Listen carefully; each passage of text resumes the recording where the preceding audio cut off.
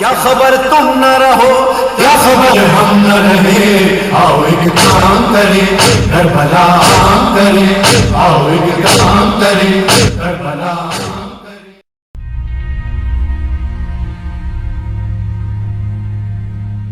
بسم اللہ الرحمن الرحیم۔ گزشتہ دن آپ سب نے ملک کی ایک مایہ ناز شخصیت سید فیصل رضا عابدی کی عدالت کے احاطے سے باہر سے گرفتاری کی خبر سنی ہوگی۔ پورا پاکستان اس وقت ایک سوال پوچھ رہا ہے کہ فیصل رضا عابدی کا قصور کیا ہے، اس کا جرم کیا ہے۔ جو لوگ ان کو جانتے ہیں وہ ان کے جرم سے بھی واقف ہیں۔ فیصل رضا عابدی پاکستان کے اندر ظلم کے خلاف، دہشت گردی کے خلاف، فرقواریت کے خلاف، ٹیررزم کے خلاف، طالبانیت کے خلاف، داعشیت کے خلاف، کرپشن کے خلاف ایک بلند اور مضبوط آواز کا نام ہے۔ اگر فیصل رضا عابدی کی گزشتہ چند سالہ کارکردگی کو اور اس ملک کے اندر اس کی خدمات کو دیکھا جائے تو اس زمانے میں جب کوئی شخص طالبان کے خلاف آواز اٹھانے کی جرأت نہیں کرتا تھا، فیصل رضا عابدی ان معدود چند افراد میں سے ہے جس نے طالبانیت کے خلاف اور دہشت گردی کے خلاف بھرپور آواز اٹھائی اور بڑی مضبوط اور مؤثر آواز اٹھائی۔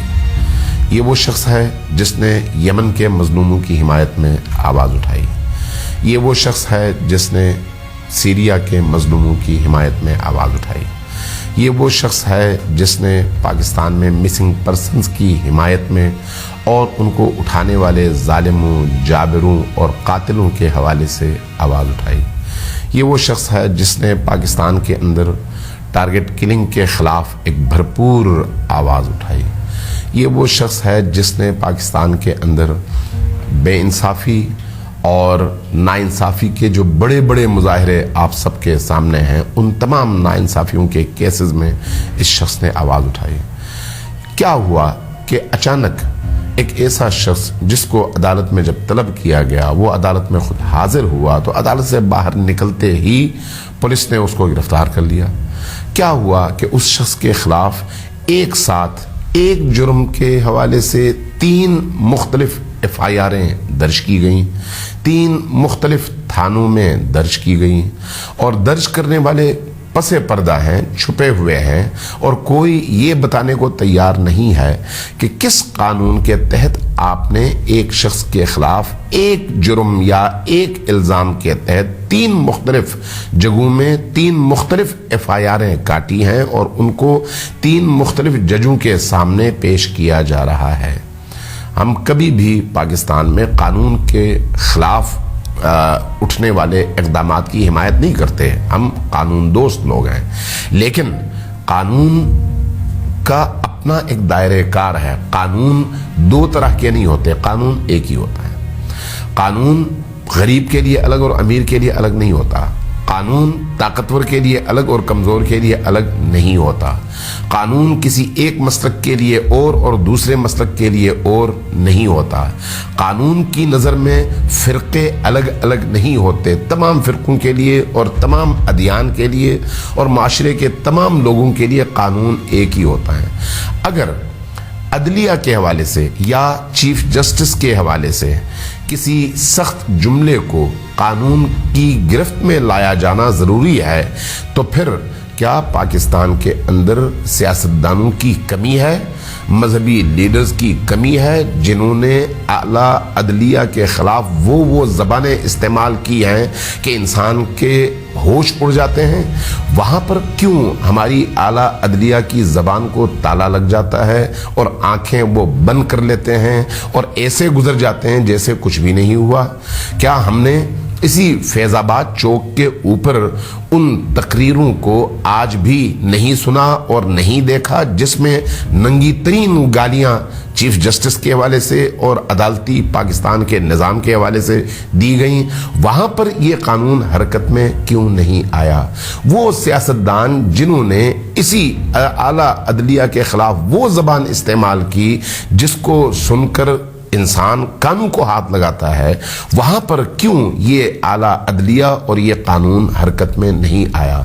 فیصل رضا عابدی جو خود قانون کے سامنے پیش ہوا اور فیس کر رہا ہے، اس کے خلاف کس قانون، کس اخلاق اور کس ضابطے کے تحت ایک الزام میں 3 مختلف قسم کی FIRیں مختلف قسم کے تھانوں میں درج کی جاتی ہیں اور کس کے ایما اور کس کے کہنے پر درج کی جاتی ہیں؟ اس کا مطلب یہ ہے کہ یہاں پر مسئلہ قانون کا نہیں ہے، ایک شخص کی انا کا ہے۔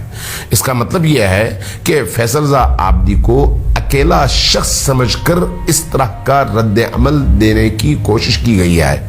فیصل رضا عابدی کو یہ سمجھا گیا ہے کہ وہ ایک فرد ہے، لہٰذا اس کی حمایت نہیں ہوگی۔ یہ یاد رکھیے کہ پاکستان کے اندر جتنے بھی مظلوم لوگ ہیں ان کی آواز فیصل رضا عابدی کی آواز کے ساتھ ہے۔ وہ فیصل رضا عابدی کے باقی اقدامات سے متفق ہوں یا نہ ہوں، لیکن ظلم کے خلاف، زیادتی کے خلاف جو آواز جب کبھی فیصل رضا عابدی نے اٹھائی ہے، اس کی حمایت کے لیے پاکستان کا ہر وہ طبقہ آمادہ ہے جس کے دل میں درد ہے، جو ظلم کی چکی تلے پسا ہے، جس نے ظلم کے شکنجے کو محسوس کیا ہے اور جس نے ظالمانہ رویوں کی تلخی کو اپنے وجود میں محسوس کیا ہے۔ اس حوالے سے فیصل رضا عابدی اکیلا نہیں ہے، اس کی پشت پر پوری قوم ہے، چاہے وہ شیعہ ہے، چاہے وہ سنی ہے، وہ تمام شہداء اور ان کی فیملیز ہیں جن کی آواز بن کر فیصل رضا عابدی نے ہمیشہ ظلم کے خلاف آواز اٹھائی ہے۔ طالبان، لشکر جنگی، سپاہ صحابہ جیسے ان تمام گروہوں کے ہاتھوں قتل ہونے والے 80,000 سے زیادہ خانوادوں کی نگاہیں فیصل رضا عابدی پر ہیں، اس لیے کہ فیصل رضا عابدی نے ان کا مقدمہ لڑا ہے۔ لہٰذا میں یہ گزارش کروں گا اپنی اعلیٰ عدلیہ سے بھی اور انتظامی امور کے ذمہ داروں سے بھی کہ ایک ایسے شریف النفس شخص کو، ایک ایسے باعزت اور سابق سینیٹر کو ہاتھوں میں ہتکڑیاں ڈال کر عدالتوں میں پیش کرنا خود اس بات کی گواہی ہے کہ اس کے پیچھے ایک شخص کی انا درکار ہے اور اس انانیت کی وجہ سے اس طرح کے ظلم کے مظاہرے دیکھنے میں آ رہے ہیں۔ ہم کسی بھی صورت میں ایسی زیادتی کو قبول نہیں کر سکتے۔ قانون اگر ہے تو پھر سب کے لیے یکساں ہے، 2 قوانین ہم قبول نہیں کرتے۔ قانون ایک ہونا چاہیے اور سب کے لیے ہونا چاہیے، 2 طبقات کے لیے مختلف قوانین نہیں ہونے چاہیے۔ میں اس لیے یہ گزارش کروں گا کہ فیصل رضا عابدی کی رہائی کو فوری طور پر یقینی بنایا جائے۔ اس کے خلاف جس طرح سے دہشت گردی کے ایکٹ کے تحت گویا اس نے اگر کوئی بات کر دی کسی کی ذات کے خلاف تو اس کو دہشت گردی قرار دے کر دہشت گردی ایکٹ کے تحت، ATA کے تحت اس کے خلاف مقدمہ درج کرنا اور پھر اس کو جیل میں بھی اس حصے میں رکھنا جو خطرناک ترین دہشت گردوں کے لیے معین ہے، تو اس کا مطلب یہ ہے کہ پیچھے بہت بڑی بدنیتی ہے اور ایسے لوگ موجود ہیں جن کو انصاف چھو کر بھی نہیں گزرا، چاہے انہوں نے انصاف کا بہت بڑا علم ہاتھ میں اٹھا رکھا ہو۔ میں اس لیے یہ عرض کروں گا کہ ان زیادتیوں کا ازالہ کیا جائے، فیصل رضا عابدی کے کیس کے حوالے سے شفاف طور پر تحقیق ہو اور فوری طور پر ان کی رہائی کا بندوبست کیا جائے، ورنہ لوگوں کے اندر جو بے چینی ہے، جو اضطراب ہے، کراچی سے لے کر گلگت بلتستان اور پارا چنار سے لے کر کوئٹہ تک، یہ اضطراب ظاہر ہے اس کا آپ کو جواب دینا پڑے گا اور اس کے نتیجے میں آپ کو پھر لوگوں کے سوالات اور لوگوں کے اعتراضات کے مقابلے میں اپنی صفائیاں پیش کرنی پڑیں گی۔ اس لیے میں یہ گزارش کروں گا کہ فیصل رضا عابدی کی رہائی کو پہلی فرصت میں یقینی بھی بنایا جائے اور ان کے خلاف جو بے بنیاد، جھوٹے،